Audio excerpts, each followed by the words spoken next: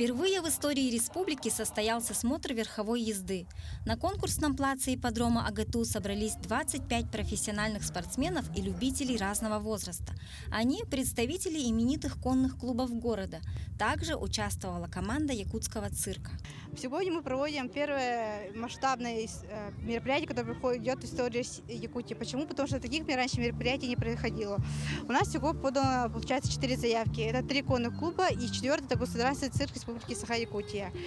У нас пройдут по несколько зачетов мероприятий. Вне зачета сейчас будет у нас идет показательная езда.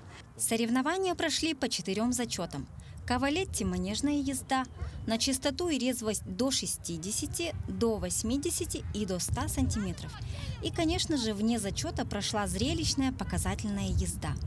На равных за победу боролись как взрослые участники соревнований, так и самые юные. Я начала заниматься в 2020 году, в августе. Я участвую в зачете конкур и выездка.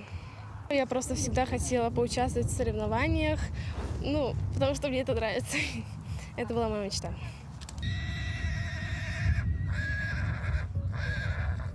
В каждом зачете были выбраны победители и призеры. А по итогам командного зачета выиграл конный клуб «Импульс».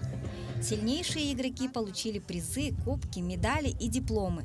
Конечно же, им вручили и нагрудные розетки для лошадей. Ну а самое главное, они навсегда вошли в историю как победители первого в истории республики смотра верховой езды. Я пришла сюда поболеть за свою подругу, которая участвует в конных соревнованиях. Мне этот вид спорта очень интересен, потому что это выглядит красиво, грациозно. Также нужна очень хорошая физическая подготовка для этого вида спорта. Организаторы отметили, что желающих участвовать в смотре оказалось неожиданно много. Они планируют сделать смотр традиционным и надеются, что однажды наши спортсмены выйдут на мировой уровень. Мария Кардашевская, Владимир Павлов, Якутск.